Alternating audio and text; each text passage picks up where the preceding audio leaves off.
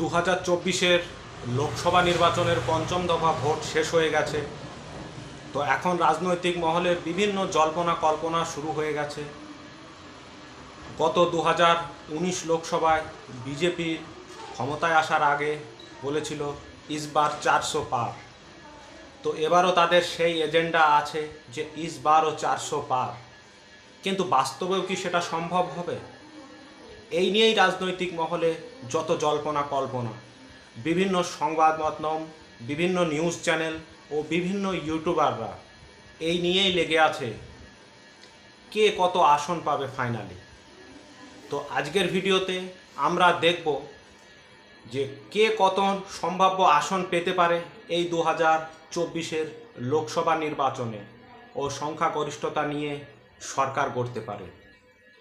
তো আমরা WB take media 2.0 channel, এই চ্যানেলে আপনারা যে সম্ভাব্য ফলাফলটা দেখবেন সেটা আমার ব্যক্তিগত কোনো মতামত নয়।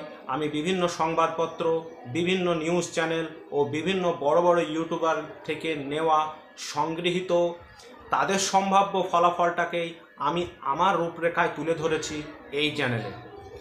তাই আমরা বেশি কথা বাড়াবো না, আপনারা সম্ভাব্য ফলাফলটি দেখুন ও অতি অবশ্যই আপনারা কমেন্ট করে জানাবেন। আমি আমার মতো করে ফলাফলটিকে তৈরি করেছি, আপনাদের সঙ্গে মিলে যেতেও পারে। তাই আপনারা অতি অবশ্যই আপনাদের কি কমেন্ট, আপনাদের মতামত অতি অবশ্যই এই ভিডিওর কমেন্টে জানাতে ভুলবেন না। তো চলুন আমরা সরাসরি সেই ভিডিওটি দেখি। 2024 লোকসভা ইলেকশনের সম্ভাব্য ফলাফলটা এক নজরে দেখে নেওয়া যাক। তো প্রথমেই আমি সিরিয়াল নাম্বার দিয়েছি, তারপর দিয়েছি স্টেট নেম, তারপর দিয়েছি ইন্ডিয়া জোট, তারপর দিয়েছি এনডিএ জোট। তো চলুন আমরা দেখি। তো প্রথমেই মিজোরাম দিয়েই শুরু করব। আমি পরপর কম সংখ্যক সিটগুলোকে উপরের দিকে রেখেছি এবং তার পরপর নিচের দিকে গিয়েছি। তো প্রথমেই শুরু করব মিজোরাম দিয়ে। মিজোরামে একটি মাত্র সিট। তো এখানে ইন্ডিয়া এবং এনডিএ, তো মিজোরামে একটি মাত্র সিট, সেটা ইন্ডিয়া জোটের দিকে যেতে পারে বা যাবে। দ্বিতীয় নম্বরে রেখেছি নাগাল্যান্ডেও একটি মাত্র সিট, তো সেটিও ইন্ডিয়া জোটের দিকেই যাবে। তৃতীয় নম্বরে আছে সিকিমেও একটি মাত্র সিট, সেটিও ইন্ডিয়া জোটের দিকে যাওয়ার সম্ভাবনা অনেকটাই। চতুর্থ পন্ডিচেরিতেও একটি মাত্র সিট, সেটিও ইন্ডিয়া জোটের দিকে। লাক্ষাদ্বীপে একটি মাত্র সিট, সেটিও ইন্ডিয়া জোটের দিকে। তো আমরা প্রথমে যে 5টি সিট দেখলাম সেগুলো সবই একটি করে সিট, সব কটাই কিন্তু ইন্ডিয়া জোটের দিকেই আছে বা ইন্ডিয়া জোটের দিকেই যাবে। তারপর আমরা দেখব মণিপুরে 2টো সিট। তো 2টো সিটের মধ্যে একটা ইন্ডিয়া জোট এবং একটা এনডিএ জোট। মেঘালয়াতে 2টি সিট, তো 2টির মধ্যে ইন্ডিয়া জোট 0, এনডিএ জোটের দিকেই 2টো যাবে। মেঘালয়াতে 2টি সিট, একটি ইন্ডিয়া জোটের দিকে ও একটি এনডিএ জোটের দিকে। ত্রিপুরাতে 2টি সিট, 2টিই সম্ভাব্য এনডিএ জোটের দিকে। লাদাখে 2টি সিট, তো 2টি সিটই ইন্ডিয়া জোটের দিকেই যাবে। গোয়াতে 2টি সিট, 2টি ইন্ডিয়া জোটের দিকে। অরুণাচল প্রদেশ, সেখানেও মাত্র 2টি সিট, 2টি এনডিএ জোটের দিকে। হিমাচল প্রদেশ, যেখানে 4টি সিট, 4টি এনডিএর দখলে থাকবে। উত্তরাখণ্ড, যেখানে 5টি সিট, 2টি ইন্ডিয়া জোটের দিকে ও 3টি এনডিএ জোটের দিকে। তো এরপর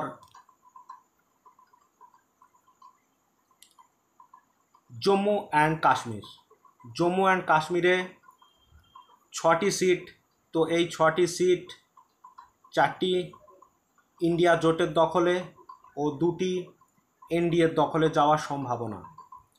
দিল্লিতে 60টি সিট, তো 60টি সিটের মধ্যে 4টি ইন্ডিয়া জোটের দিকে ও 3টি এনডিএ জোটের দিকে।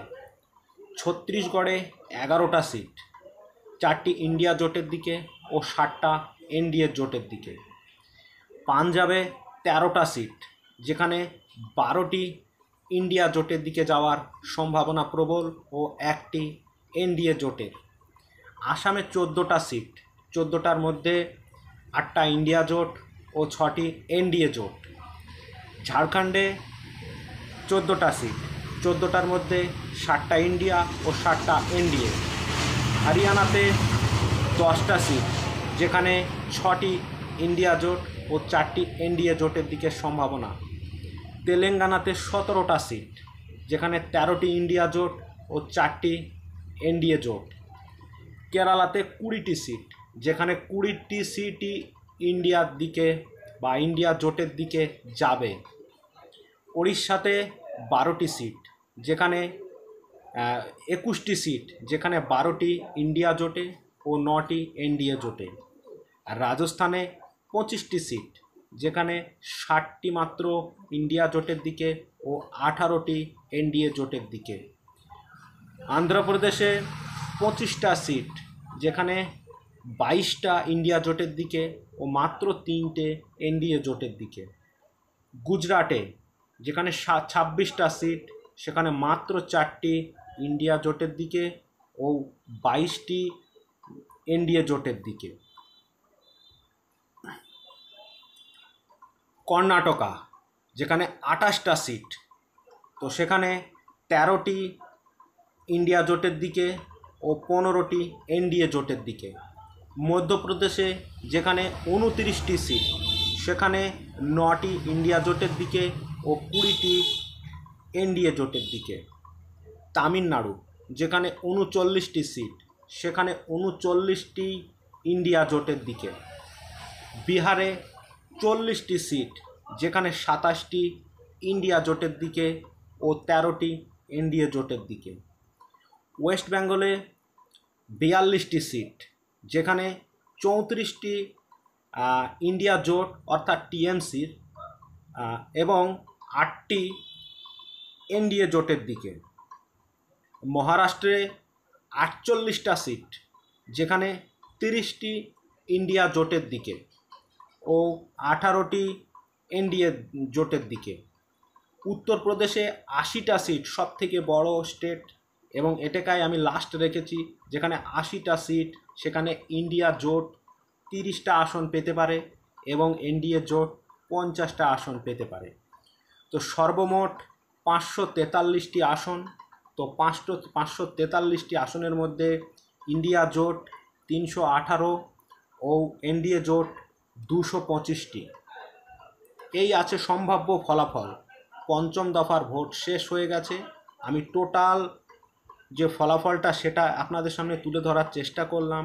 এবার 318টা যে ইন্ডিয়া জোট এসছে, এখানে +- 15টা হতেই পারে এবং এনডিএ জোটেরও +- 15টা হতেই পারে। তো ইন্ডিয়া জোটের যদি +- 15টা হয় তাহলে 303টে দাঁড়াবে এবং এনডিএ জোটের যদি +- 15টা হয় তো 240টা দাঁড়াবে। তো এটা ছিল সম্ভাব্য। আমি বিভিন্ন চ্যানেলের এবং বিভিন্ন সংবাদপত্র ও বিভিন্ন ইউটিউবারের পরিসংখ্যান নিয়ে আমি ডব্লিউবি টেক চ্যানেলের পক্ষ থেকে এই সম্ভাব্য ফলাফলটি তৈরি করেছি। তো আপনাদের কেমন লাগলো, আপনাদের কেমন অভিমত, সেটা অতি অবশ্যই কমেন্ট বক্সে জানাতে ভুলবেন না। তো যাই হোক দর্শক বন্ধুরা, এতক্ষণ ধরে ভিডিওটি দেখার জন্য আপনাদের অসংখ্য অসংখ্য ধন্যবাদ ও আপনারা যে মূল্যবান কমেন্টটি করেছেন তার জন্য অসংখ্য ধন্যবাদ। ভিডিওটি আপনাদের কেমন লাগলো আগেও বলেছি, এখনও বলছি, কমেন্ট বক্সে জানাবেন। যদি ভালো লাগে একটা লাইক দিয়ে যাবেন, আর যদি খারাপ লাগে একটা ডিসলাইক দিয়ে যেতেও ভুলবেন না। তার কারণ আপনারা এই চ্যানেলের সদস্য, আপনাদের মতামতকে আমি যথাযথ সম্মান করি।